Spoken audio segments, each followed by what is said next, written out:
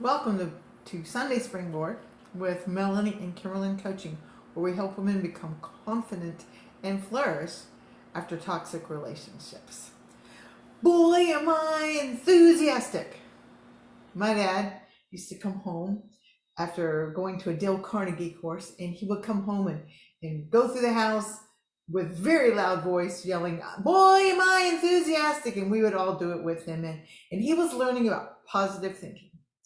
I really got into positive thinking, Dale Carnegie, Zig Ziglar, all these guys that taught these great things about how if you were positive and you looked on the positive side, then you would get positive results.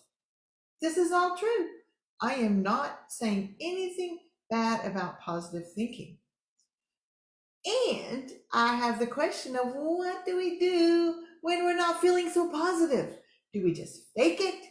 Do we just pretend that we're happy? When we're talking about positive attracting a positive, how do we make that happen and still be real? Hang on, I'm going to share my screen with you. All right, so today's question, we're in the third talk of our energy. Energy attracts a lot like energy, and the question is, do I need to fake it? So what I did for many years was I did just fake it. I did just not let myself think of anything bad going on. I did not let myself feel the feelings, just push them down. And I ended up with an eating disorder. Thankfully, many years later, I have learned how to balance this out. How do I feel the feelings? How do I be real and yet be positive and attract positive things in my life? So the answer to this question is no, we do not need to fake it. So what is the answer? Today we're going to talk about how to be real and still attract positive energy. We're going to use an acrostic again called Be Real. First, we're going to talk about be actively feeling your feelings. We're going to talk about expressing gratitude. You're always going to hear me talk about gratitude because that's absolutely one of the best ways to feel good and to have good things happen to you. We're talking about having the relief of practicing compassion for others and ourselves. We're going to give ourselves an energy shift on purpose, an intentional energy shift. We're going to talk about the art of practicing shadow work. And then we're going to talk about letting other people help us. So let's start off with the first one. Be actively feeling your feelings. Feelings just are. They're not good or bad. Some of them feel better than others. Some of them are happier than others. Some feel negative. But feelings in and of themselves are not right or wrong. So just sit with your feelings. Allow yourself to explore them. Identify them. What am I feeling? A lot of times people only know I'm happy or I'm sad or I'm angry. But there's a whole lot of other emotions that are going on in your world if you would actually let yourself sit there and think about them. You can get a list of all the different emotions that can help you with that. If you need that from me, I have that. You can DM me for that. And identify your feelings. What are you feeling? I'm feeling sad. I'm feeling abandoned. I'm feeling disrespected.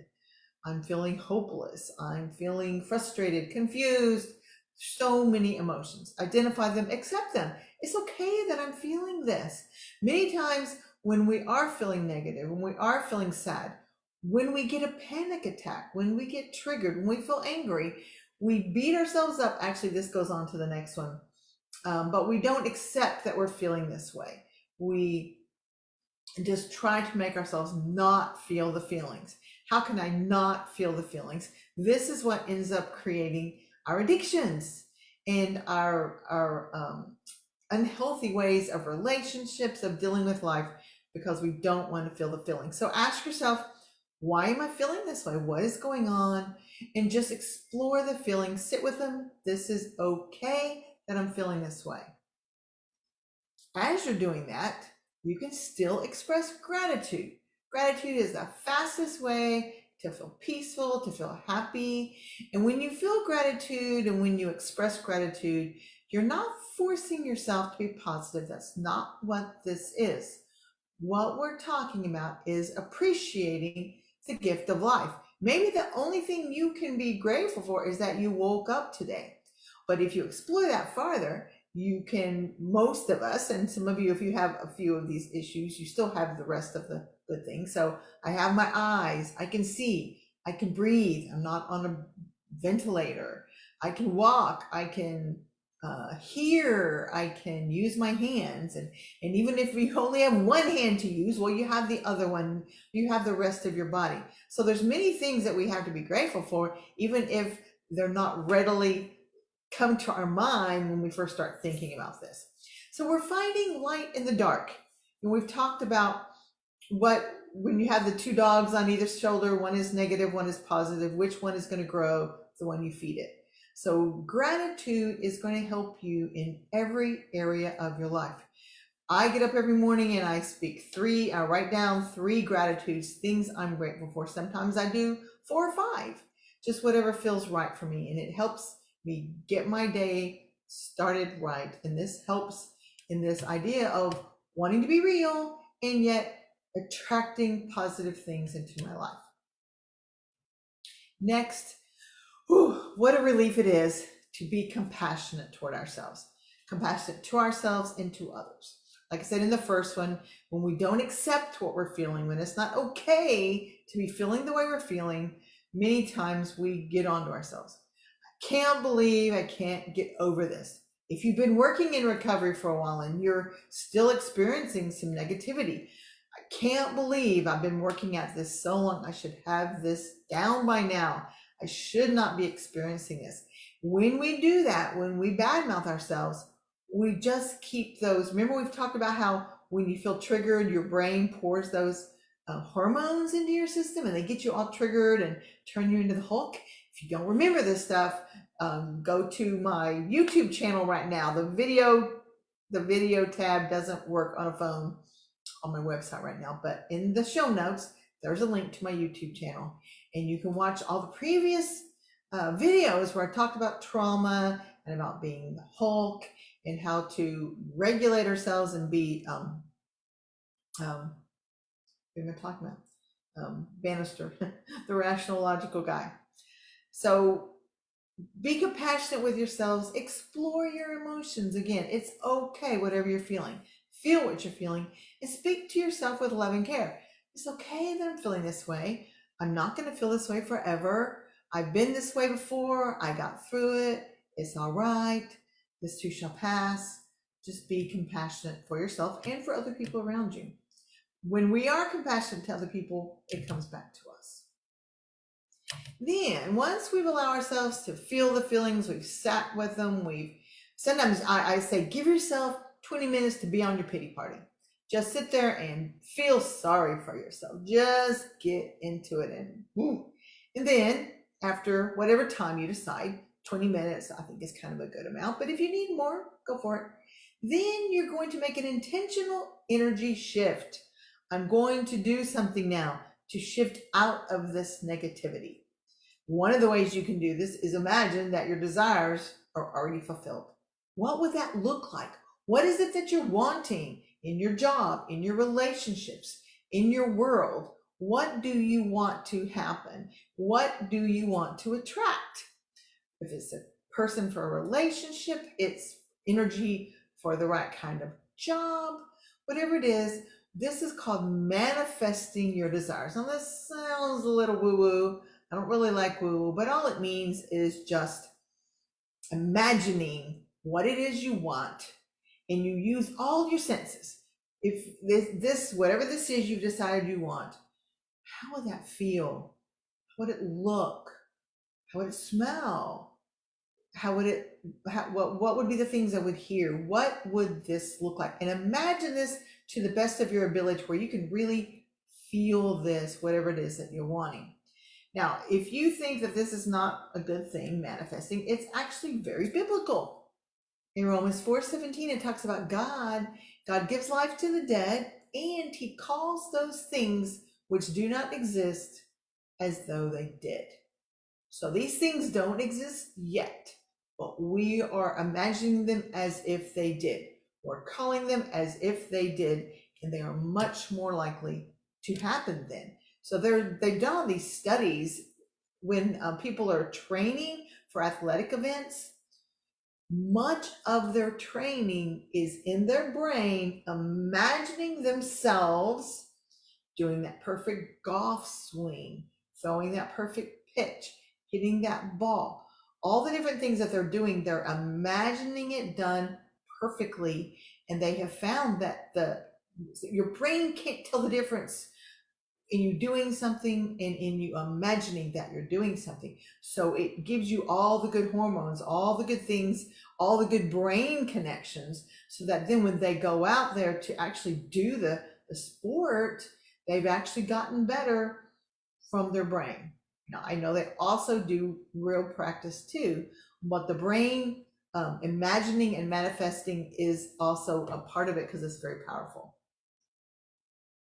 Then we're going to talk about the art of practicing shadow work. You may not have heard this term shadow work before. And this just means allowing ourselves into the dark, the depths of our soul. What is going on? What is behind we can deal with the negative feelings all the time, but until we get to what is underneath this, what is making this happen? Maybe you've got limiting beliefs. Maybe you believe certain things about the world, certain things about people, how they're relating to you, that keeps you always feeling negative.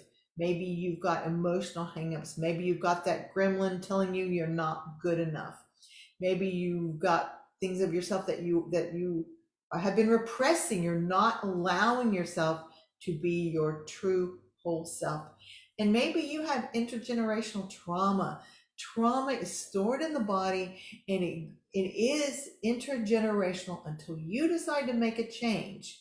You can follow on in the steps of your parents and your grandparents, even if you don't want to.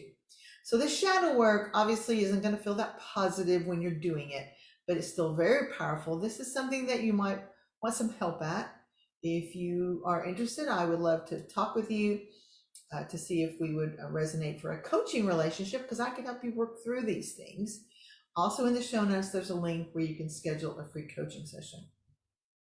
And we can talk about that and see whether a coaching relationship would be good for you. And then that goes along with let others support you. Find friends. You have to make an effort to find friends. You have to make an effort instead of waiting for people to come to you, waiting for people to invite you over. Go ahead and be the one to invite them. I'm the one who has people at my house all the time. That's not to say they might not have me at their house, but I'm the one who does it. And that way I make sure it happens. And so work at getting friends. You can have support groups. You can be in 12-step groups for whatever is bothering you. You can go to Celebrate Recovery. There are all kinds of support groups. You might work with a coach, me, a counselor, or a therapist, depending upon what level you are in your journey and what you actually are needing at that point. You can get a hobby. When you get a hobby, you go to things, you meet people, you make friends, it helps you pull yourself out of the negative without faking it, because you are actually enjoying life. And volunteering is wonderful, because not only are you meeting people and you're interacting, but you're helping someone else. When you help someone else, it always makes you feel better just because you did it. And then it also turns around, in the universe, God, people around you bless you because of what you've been giving. When you give, you receive. Okay, so what about, how do we do this? What about when you're feeling low, you're feeling down, you're feeling depressed? Can you still manifest your desires? The answer is yes, you can. How do you do that? Again, it's not about faking it. You're not forcing those positive feelings. You're not pretending that you're feeling that way. You're not repressing them. You're not ignoring them. You're not shoving them down. But you're just aiming for some peace. You can tell yourself, this too shall pass. Again, I've been here before. I've been through it. This is part of the human condition. We can't always, if we always feel the highs and we never feel the lows, we don't even know the difference. If we don't ever have time without someone, we don't realize how much we appreciate them. Just think about all we learned throughout COVID of the things that we took for granted, that once they were taken away, how we appreciated them and loved them and wanted them back. So the low times are okay, and you can still be positive even when you're feeling low, because you're just accepting this is part of the human condition. This is part of life. It's okay to feel sad right now. It's okay to feel down. I'm not going to do this forever. I'm going to allow myself some time to feel it, and then I'm going to take steps and move forward out of it. So finally, yes, we can be real, we can be positive at the same time. Let yourself feel your feelings, be in gratitude constantly, be compassionate, intentionally shift your energy when you get to the time that you're ready for that. And then work on the shadow work on what's underneath these negative feelings that you're fighting, and then let other people help you. If you do this, I believe that you will be inviting wonderful things, positive things into your life. And on that note, I pray that you have a wonderful, peaceful, joyful, positive week. See you later.